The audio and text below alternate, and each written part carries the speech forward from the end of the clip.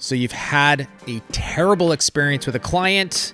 You got rid of them. They want to come back. Would you take them back? Do you take them back? We're going to talk about this right now on the Biz Talk.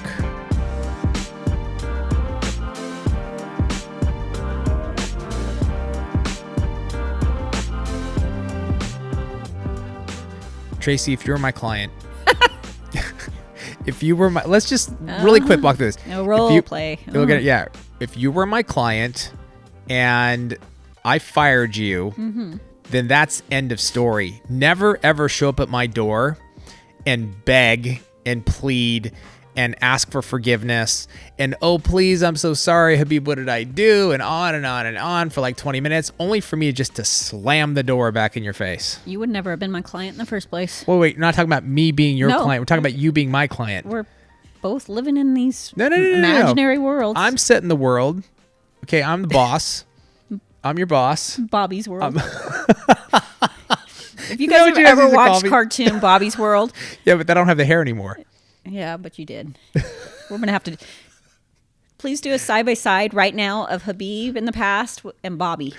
Vic, don't do it. Please, Vic. Okay. Okay, fine. Vic, do it. Go ahead. Actually, I think I saw that one time. I didn't know what that was, and I looked it up, and I was like, oh, my God. I think they're right. It's identical. I was a little disturbed by that, but I still thought it was funny. Hardy har har. Okay. We're not going to go down that path of my client, your client. We're still in Habib's world. We're still in Habib's world, okay? Anyway, this was posted on Facebook community. Okay, somebody actually had this experience and they didn't know what to do, and it got like, I don't know, 250 comments. I mean, it was a very good topic, obviously. So we wanted to bring it here on the Biz Talk and talk about this. So I'm going to set this up. I don't know the exact situation that this person had, but my thought is there was some terrible experience. Yeah. I don't know if it was the nail tech's fault or the client's fault. There was some kind of separation that occurred. The client wants to come back. You've had a bad experience with this client. Do you allow them back on your books? And let me just throw another curveball at you. You know, that's in case you're only listening. That's me throwing a curveball. Let's say you need the client. I'm done. Let's say you need the client, Trace. Like this is not just a, like you're in that process and every client counts. It's not like you're fully booked or whatever. Because I think that's a different situation. But let's say you need the client. Okay. How do you go about this? Well, I could actually give an experience. I think we talked about this on a recent Biz Talk. A mentor of ours had this happen. She fired her via text. Okay. And the next day, the lady showed up crying at her salon, begging her to take her back. She did. Okay. I haven't gotten any more info past that. I'm going to have to follow up. No, that was a completely but it happens. Useless. No, I'm it doesn't. I'm just kidding. I'm kidding. So it happens, yeah. Yeah. And maybe in that circumstance, just so they would stop crying, I may take them back. And when every client counts... Yes, I could see. It really depends on what they did. Yes and no. Yes and no. Right? I was yes and no. avoiding saying that because they're like, I don't know what she's going to say. I mean, Jorge was like, we know what Tracy's going to say. Yes and no. It's no and yes today. No, okay, no and yes.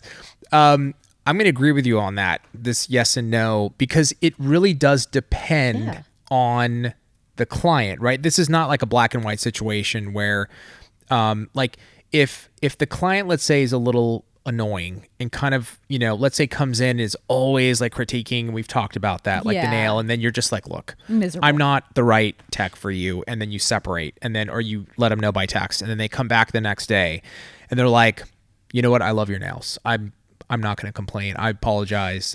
I have a bad habit.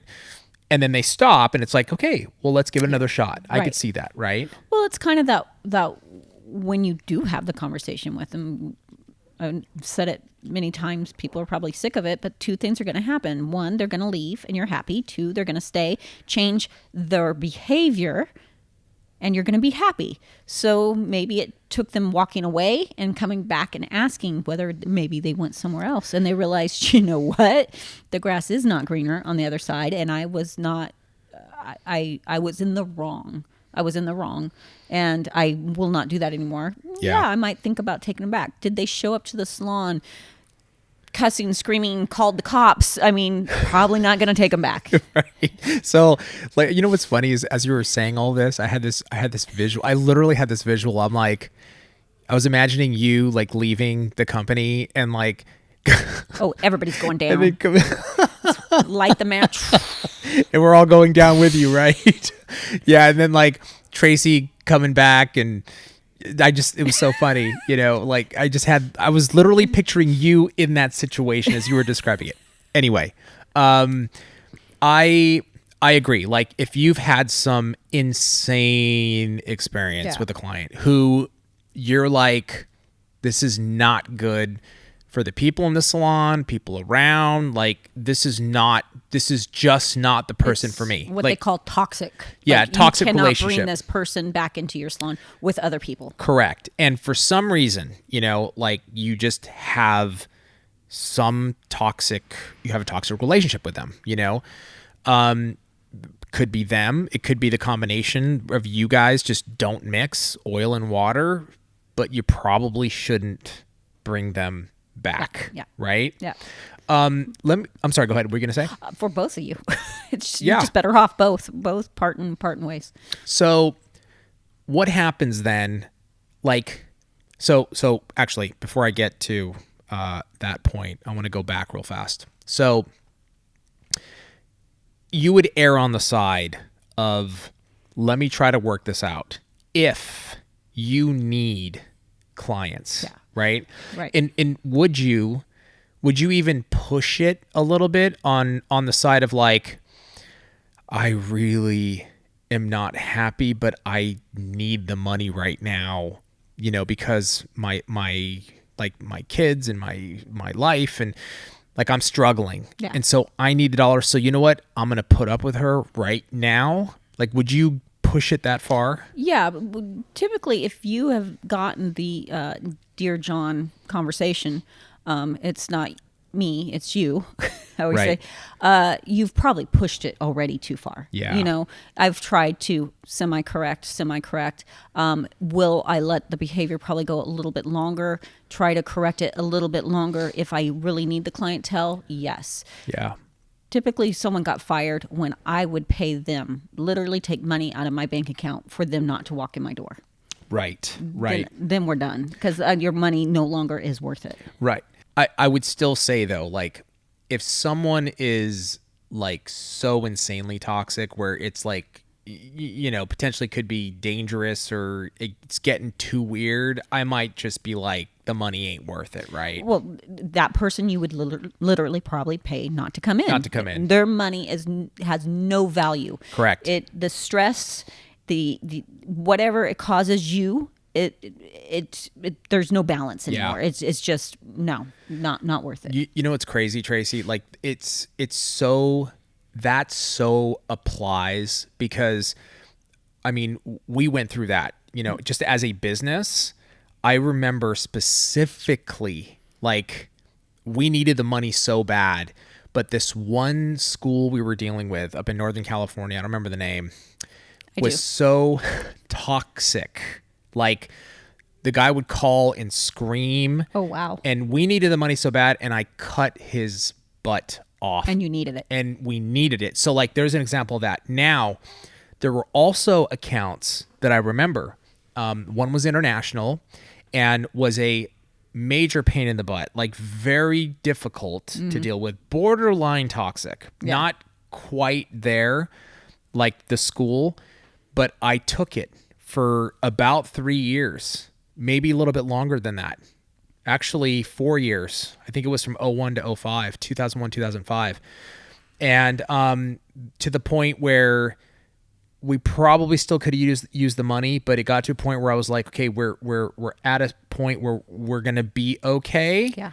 So I cut that account off. And then there was another school in Florida. I remember she was very difficult to deal with. I mean, extremely, not quite toxic, but I put up with it because we were struggling. Yeah. Every penny counted and we needed the money to survive. And so I was like, you know what? We're building. This is the part of, you know, like at that time I fell in love with business, and I enjoyed the challenge. And even though it was very hard and it was a lot of struggle, but I think there's that misconception like, oh, if you love what you do, then everything is butterflies. And no, to me, it just means that if you love what you do, you can take a lot more shit. It's true. And you can deal with a lot more because you really do love what you do, and it's not worth giving up over some, a few people that could be some bad apples, right? You're going to deal with it more. But we did do that. And then as soon as we kind of got on our feet, we got rid of those toxic, well, not quite, but borderline, where it was like, I'm not going to do this anymore. Rarely do people whose behavior is in a way that is not appropriate. Rarely does it get better. Right. It's usually going to get progressively worse, especially if you do not say anything. Yeah, that's a big one. Yeah, it just keeps on going downhill. For you guys, there were people that were borderline, but the balance was there because money. Yeah, we needed it. Needed it. And then once the balance does this, and you can do that. Like for clientele, there may be those people that they don't come in screaming, yelling, need the cops, but they truly, you don't feel good when they're there. They wear on your soul. They make you feel horrible about your nails. It just doesn't stop. Or maybe it's the person that's continually late, or whatever it is. Yeah. Or always shows up and can I pay you next week? Whatever it is. Now, maybe the balance is here right now, but eventually, what the good news is, as you build a good clientele, you can say, no, I don't accept this as behavior anymore. Yeah. And that kind of answers sort of the next place I wanted to go was, let's say you have built that full clientele. And again, this is why you should never stop marketing yourself social media wise, because you want to have that constant demand coming in, right? You want constant demand. But you do have this client that's on that borderline, and then you get rid of them and they come back, but you're fully booked. You've replaced that spot. It's like you can now pick and choose, right? You can pick and choose. And what I would say is, as techs, we tend to, or at least I'm always like, maybe I'm in the wrong. Maybe I did something wrong. But if 99% of your clientele are perfectly happy and are good people, and there's that one person, it's not you. It's them. And you know what? That's fine. You are not the only nail tech in the world. Yeah. And they will not die without nails, even if you were. They will not die. They Right. will not wither away. And if they did, they'd maybe appreciate you a little bit more. Yeah. So don't take that on of, I have to do them because I feel horrible if I don't. This person's going to walk away and you're never going to see them again. I think there's a kind of that misconception too, right? In real life, no matter what, no matter how exceptional your service is and how well of a business you run, you're always going to have a challenge when it comes to customer service. You're dealing with people. When you're dealing with people, there's just no way around it. I mean, I always like to use ourselves as an example. We genuinely care about our customers, genuinely care. I will go on Facebook and DM customers directly from myself and, hey, we're looking into this because I actually care, right? Yeah. And so do you, and so does our whole team, everybody, right? We all genuinely care. And even though we genuinely care, sometimes it may not be enough. And that's happened. It's happened. And I don't take that negativity on and say, oh my God, we're a failure. My company sucks. And I do what you said. I look at the positive and I go, okay, 99% of the time, even maybe 99.9% of the time, we do take care of them and it works out. But sometimes we have an amazing customer service manager. Yeah, totally. And every once in a while she'll call and be like, I've tried to make this customer happy. They're still upset. They're screaming. They're yelling at me. And there's a point. There's nothing we can do for them. Yeah.